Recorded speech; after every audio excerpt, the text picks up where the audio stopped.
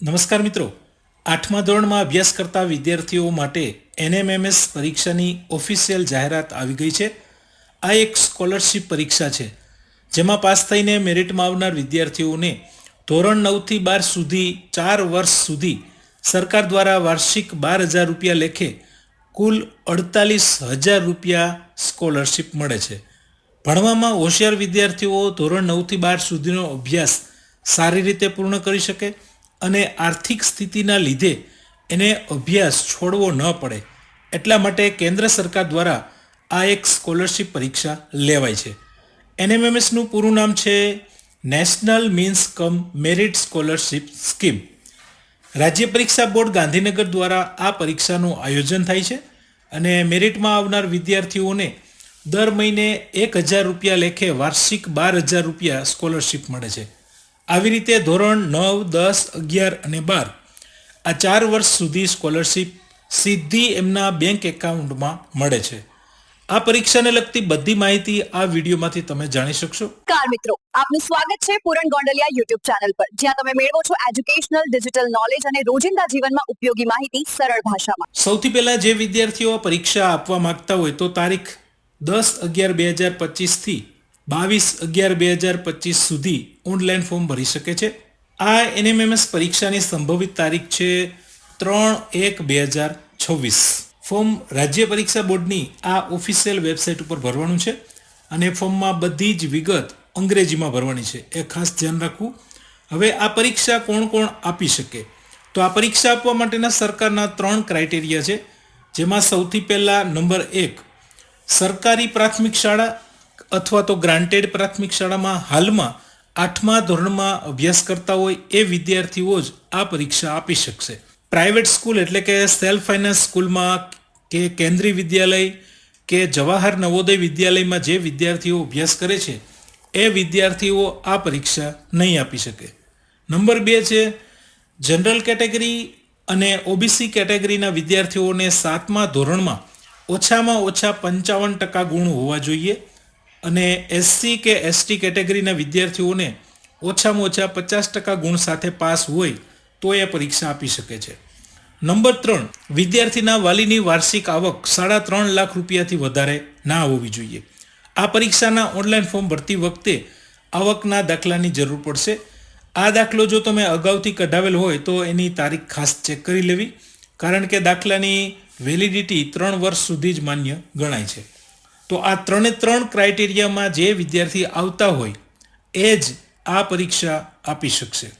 બીજું કે ગામડે રહેતા હોય તો તલાટી કમ મંત્રી દ્વારા આપેલ આવકનો દાખલો પણ માન્ય છે. આ સિવાય તાલુકા વિકાસ અધિકારી, મામલતદારશ્રી કે ચીફ ઓફિસર આમાંથી કોઈ પણ દ્વારા આપેલ આવકનો દાખલો એ માન્ય છે. જે વિદ્યાર્થી પાસે જાતિનો દાખલો કઢાવેલ ન હોય તો વિદ્યાર્થી જે સ્કૂલમાં અભ્યાસ કરે છે એ સ્કૂલના આચાર્ય દ્વારા આપેલ બોનાફાઇડ સર્ટિફિકેટ પણ આમાં માન્ય છે. આ પરીક્ષાનું ઓનલાઈન ફોર્મ ભરતી વખતે કેટેગરી પ્રમાણે પરીક્ષા ફી ભરવાની છે, જેની વિગત તમે અહીંયા સ્ક્રીન ઉપર જોઈ શકો છો. હવે પરીક્ષાનું માળખું જોઈએ કે પરીક્ષામાં શું પૂછાય અને કેવી રીતે તૈયારી કરવી. તો આ પરીક્ષામાં એમસીક્યુ પ્રકારના પ્રશ્નો હોય છે, એટલે કે એક પ્રશ્ન હોય અને એના 4 ઓપ્શન હોય. એમાંથી જ કોઈ પણ એક ઓપ્શન આપણે ટીક કરવાનો હોય છે. આમાં 180 પ્રશ્નો હશે અને 180 ગુણ છે અને સમય મળે છે 180 મિનિટ એટલે કે 3 કલાક. બીજું કે આમાં નેગેટિવ ગુણ નથી, એક સારી બાબત કહી શકાય. એટલે કે જો તમારો જવાબ ખોટો પડે તો માર્ક્સ નહીં કપાય. આમાં આ પ્રશ્નપત્ર 2 વિભાગમાં વહેંચાયેલું હશે, જેમાં પહેલો વિભાગ છે MAT એટલે કે બૌદ્ધિક યોગ્યતા કસોટી, જેના 90 પ્રશ્નો હશે અને બીજો વિભાગ છે શૈક્ષણિક યોગ્યતા કસોટી, એના પણ 90 પ્રશ્નો છે. હવે આ વિભાગ 1માં શાબ્દિક અશાબ્દિક તાર્કિક ગણતરીના પ્રશ્નો હશે, જ્યારે વિભાગ 2માં શૈક્ષણિક યોગ્યતા કસોટીના જે 90 પ્રશ્નો પૂછાય છે એમાં ધોરણ 7 અને 8ના 3 વિષયમાંથી પ્રશ્નો પૂછાય છે: ગણિત, વિજ્ઞાન અને સામાજિક વિજ્ઞાન. ધોરણ 7 માટે ગયા વર્ષનો સિલેબસ પૂછાશે અને ધોરણ 8 માટે પ્રથમ સત્રનો સિલેબસ પૂછાશે. પરીક્ષાની તૈયારી માટે વધુ ખ્યાલ આવે એ માટે જો તમે અગાઉ લેવાયેલ પરીક્ષાનું પ્રશ્નપત્ર એના સાચા જવાબ સાથે જોવા માંગતા હોય તો વિડીયોની લિંક નીચે આપેલી છે, તમે જોઈ શકો છો. જો તમે આ પરીક્ષા આપવાના હોય તો એની તૈયારી માટે આલ્ફા પબ્લિકેશનની આ એક બેસ્ટ બુક છે, જેમાં આ એક જ બુકમાં આખા સિલેબસ મુજબ આ બંને વિભાગનું સંકલન પ્રશ્ન સ્વરૂપે ખૂબ સરસ રીતે આપવામાં આવ્યું છે. આ બુક તમે ઓનલાઈન પણ મંગાવી શકો છો અને બુક સ્ટોરમાંથી પણ મળી શકે છે. મારી દૃષ્ટિએ આ એક બેસ્ટ બુક છે. આ બુક ખરીદવાનું સૌથી મોટું કારણ એ છે કે 8મા ધોરણના વિદ્યાર્થીઓ માટે આગામી માર્ચ 2026માં સરકાર દ્વારા જ્ઞાન સાધના સ્કોલરશિપ પરીક્ષા પણ લેવાનાર છે. એની જાહેરાત પણ થોડા જ દિવસોમાં આવવાની છે. સરકાર દ્વારા આ પરીક્ષાની તારીખ પણ જાહેર થઈ ગઈ છે. આગામી 21/3/2026ના રોજ આ જ્ઞાન સાધના સ્કોલરશિપ પરીક્ષા લેવાની છે. આલ્ફા પબ્લિકેશનની આ એક જ બુકમાં NMMS અને એની સાથે જ્ઞાન સાધના પરીક્ષાનો સિલેબસ પણ આવી જાય છે, જેથી તમારે NMMS અને જ્ઞાન સાધના એમ બે અલગ અલગ બુક નહીં લેવી પડે. આ એક જ બુક છે કે જે તમને બંને પરીક્ષામાં કામ લાગશે. જ્ઞાન સાધના પરીક્ષામાં મેરિટમાં આવનારને ધોરણ 9 થી 12 સુધીમાં 4 વર્ષ સુધીમાં કુલ 94,000 રૂપિયા સ્કોલરશિપ મળે છે. ગુજરાતમાંથી 20,000 વિદ્યાર્થીઓને આમાં સિલેક્ટ કરવામાં આવે છે. આ 20,000 વિદ્યાર્થીઓને આ સ્કોલરશિપ મળવાપાત્ર છે. તો આ પણ એક મોટો ગોલ્ડન ચાન્સ કહી શકાય, જેમાં આ બુક તમને હેલ્પ કરશે. એટલે જ આ બુકનું નામ NMMS પ્લસ GSSE એટલે કે જ્ઞાન સાધના સ્કોલરશિપ એક્ઝામ રાખવામાં આવ્યું છે. ત્રીજું કારણ એ છે કે બુકની છાપેલ કિંમત છે 430 રૂપિયા, પણ તમે આ બુક ફક્ત 315 રૂપિયામાં ઘર બેઠા મંગાવી શકો છો. કુરિયર ચાર્જ ફ્રી છે.